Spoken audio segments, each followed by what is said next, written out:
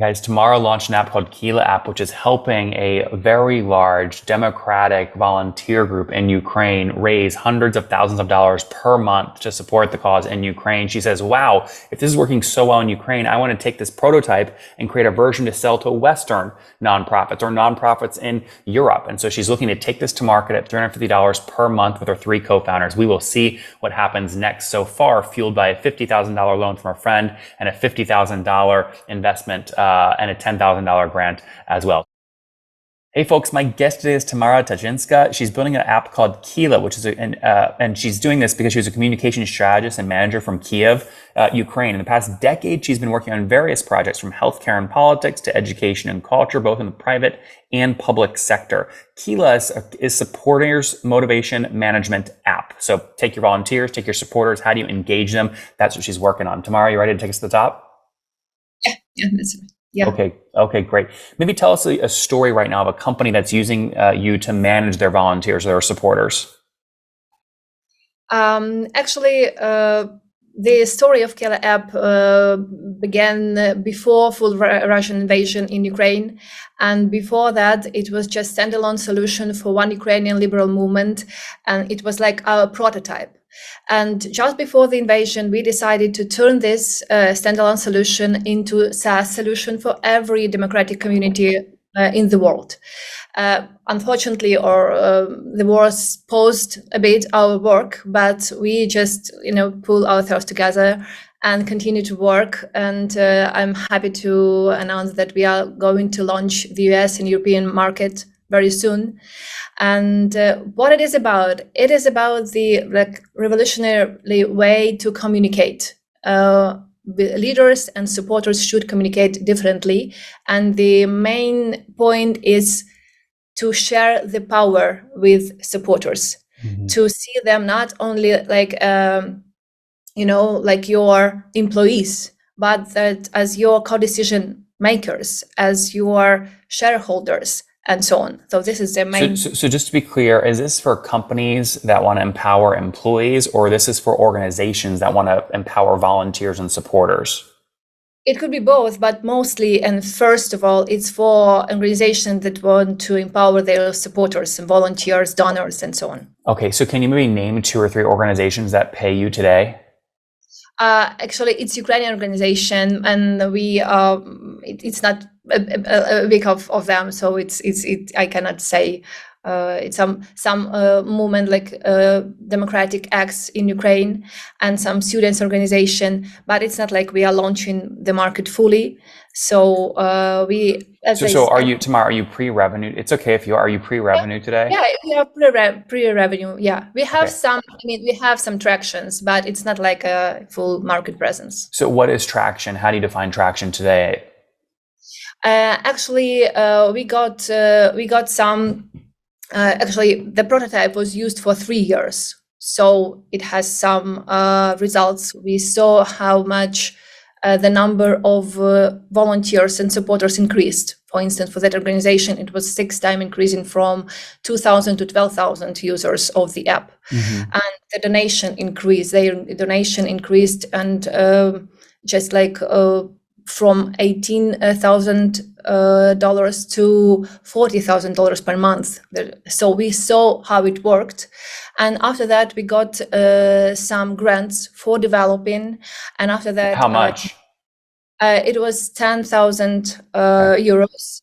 And after that, we raised some like friends and family investment. It was about $100,000. So it allowed us to develop the solution. And now we are like trying to, because due to the martial law in Ukraine, the political activities in Ukraine stopped.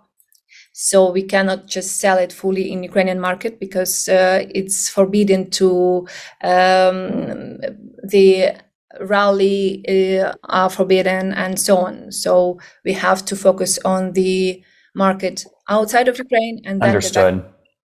When you raised the $100,000, what percent of the company did you sell? It was not like some of them. It's like my friend we have some our specific agreements on it. It was not like for sharing some. Well, Tamara, what's the incentive? How did you get this Your friend doesn't give you money for free, do they? It's no, he wants it is a loan. Okay. It will be it's a loan we will.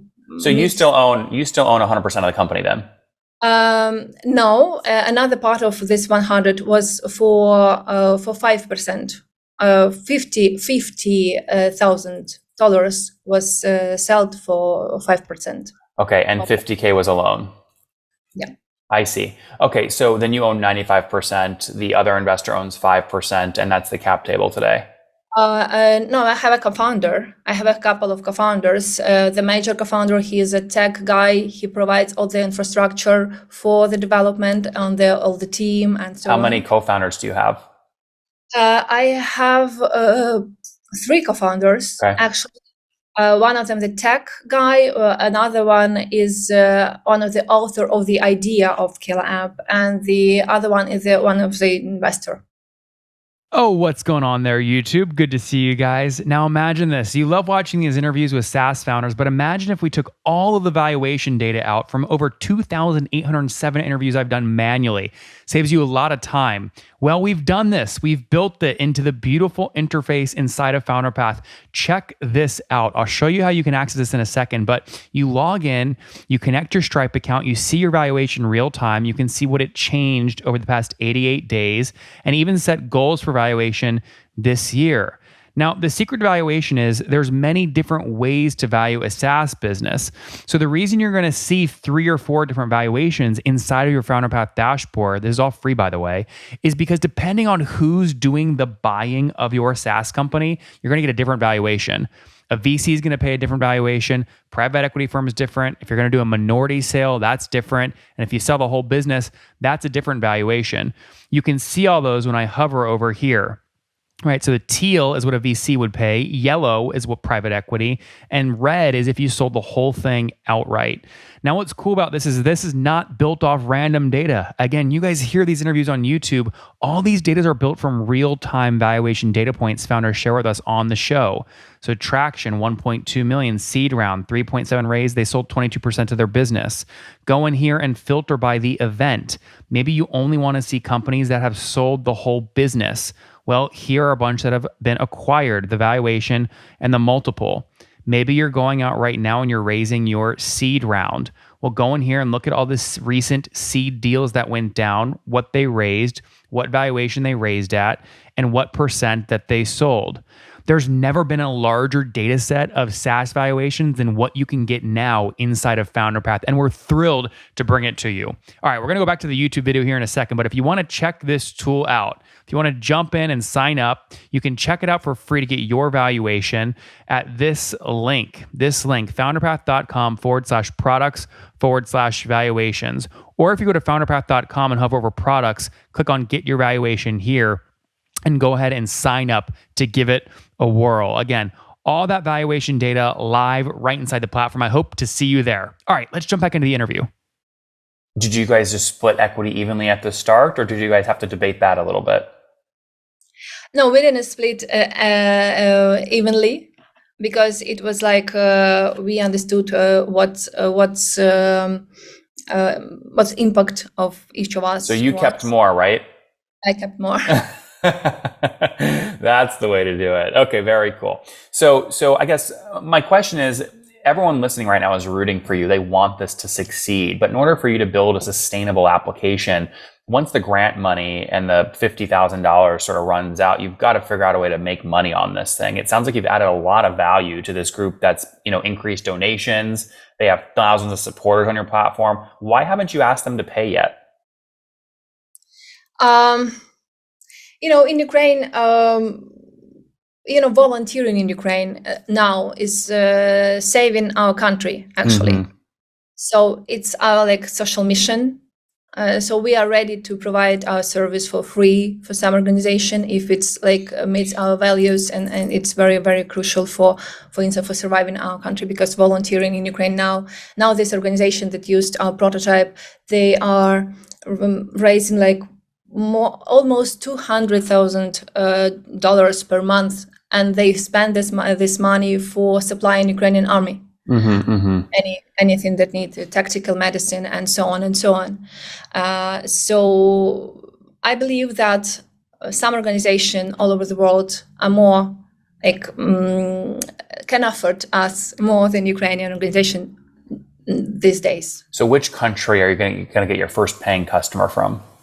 I'm looking for US customers. I'm actually we are looking for some probably non-profitable organizations who are organize some human rights or climate crisis response, or some student self-government organization, because I believe that our app allows to, again, just build very strong community, very loyal community, and a big community, and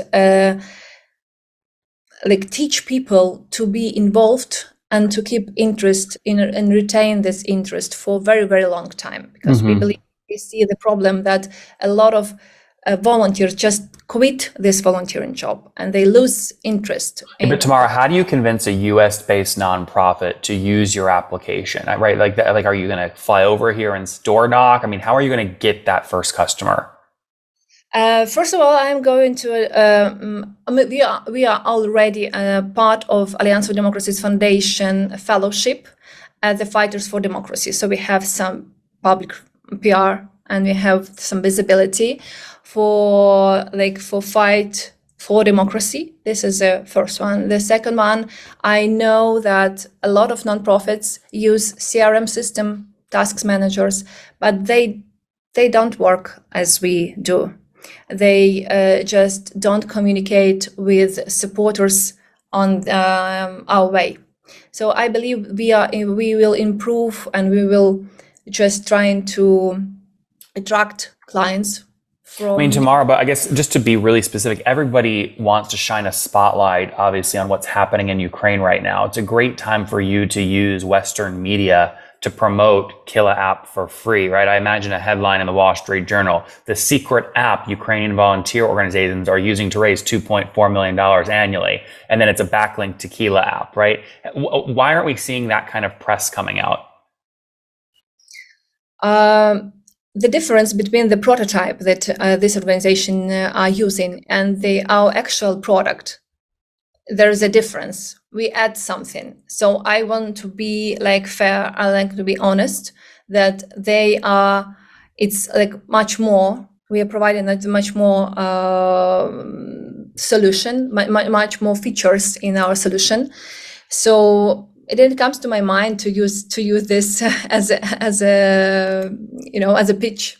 Well, I found you. I mean, look, I'm going to do everything we can to promote the heck out of you, but I want to see you, even do more. And it just feels like this is such a great story. And I understand why you don't want to charge Ukrainian organizations for your software, but I also know you'll be out of business at some point if you can't figure out a way to generate revenue that isn't grant money or loans, right? And so I want to see you succeed and sell around the world.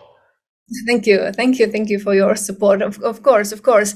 I think this is a very unusual situation. I never wanted to be non-profit business. Yeah, we are for profit. We want to make money, but we want to create a win-win situation. So we want to the solution will be affordable for every community. So what's your pricing going to be? What are you going to launch at? It will be it will depend on the number of users. Up to 100 users, it will be free, just to touch the ground and just to understand how it works.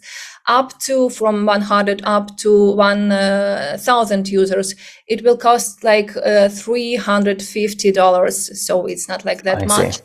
And after 1,000 up to 2,050, it will be 750, and after that, I believe it will be some customized price. And how many folks are using? How many unique organizations are using the tool today, even if they're free?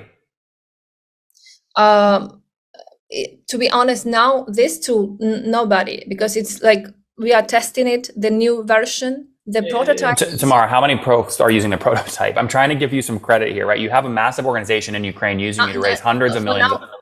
Now it's just one organization. Okay. Got it. So you've got the one organization that you're powering with the prototype. You're getting the new version together to launch in the West and maybe in Europe to get your first paying customers at hopefully $350 a month. Yeah. All right. Yeah. On that note, let's wrap up here with the famous 5 tomorrow. Number 1, what's your favorite book? Ooh, it's hard to say. I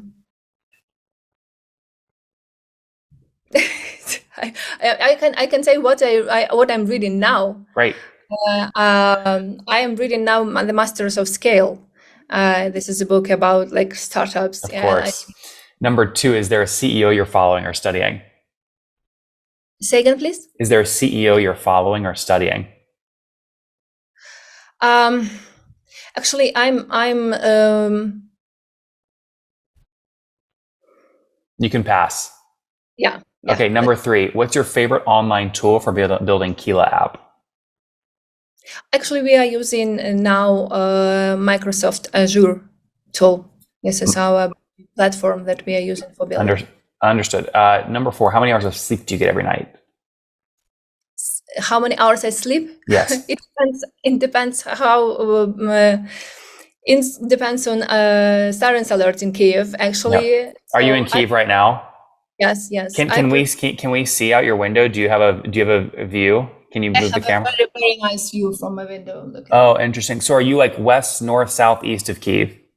It's south of Kiev, and you can see the stripe on my window, which prevents it from crashing from the heat wave if it occurs.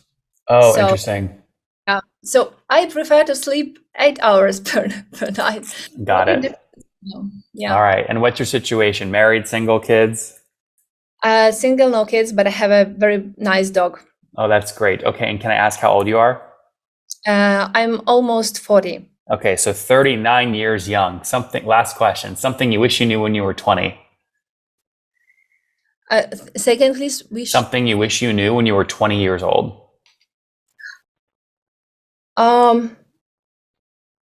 That I will be so brave. That I will be so brave. Yeah. I never expected for me. Guys, Tamara launched an app called Kila app, which is helping a very large democratic volunteer group in Ukraine raise hundreds of thousands of dollars per month to support the cause in Ukraine. She says, wow, if this is working so well in Ukraine, I want to take this prototype and create a version to sell to Western nonprofits or nonprofits in Europe. And so she's looking to take this to market at $350 per month with her 3 co-founders. We will see what happens next. So far, fueled by a $50,000 loan from a friend and a $50,000 investment and a $10,000 grant as well. Tamara, thank you for taking us to the top. Thanks for having me. One more thing before you go. We have a brand new show every Thursday at 1 p.m. Central. It's called Shark Tank for SaaS. We call it Deal or Bust. One founder comes on, 3 hungry buyers, they try and do a deal live, and the founder shares back-end dashboards, their expenses, their revenue, ARPU, CAC, LTV, you name it, they share it. And the buyers try and make a deal live. It is fun to watch every Thursday, 1 p.m. Central. Additionally, remember, these recorded founder interviews go live. We release them here on YouTube every day at 2 p.m. Central. To make sure you don't miss any of that, make sure you click the subscribe button below here on YouTube, the big red button, and then click the little bell notification to make sure you get notifications when we do go live. I wouldn't want you to miss breaking news in the SaaS world, whether it's an acquisition, a big fundraise, a big sale, a big profitability statement, or something else. I don't want you to miss it. Additionally, if you want to take this conversation deeper and further, we have by far the largest private Slack community for B2B SaaS founders. You want to get in there. We've probably talked about your tool if you're running a company or your firm if you're investing. You can go in there and quickly search and see what people are saying. Sign up for that at nathanlatka.com/Slack. In the meantime, I'm hanging out with you here on YouTube. I'll be in the comments for the next 30 minutes. Feel free to let me know what you thought about this episode. And if you enjoyed it, click the thumbs up. We get a lot of haters that are mad at how aggressive I am on these shows, but I do it so that we can all learn. We have to counter those people. We got to push them away. Click the thumbs up below to counter them and know that I appreciate your guys' support. All right, I'll be in the comments. See ya.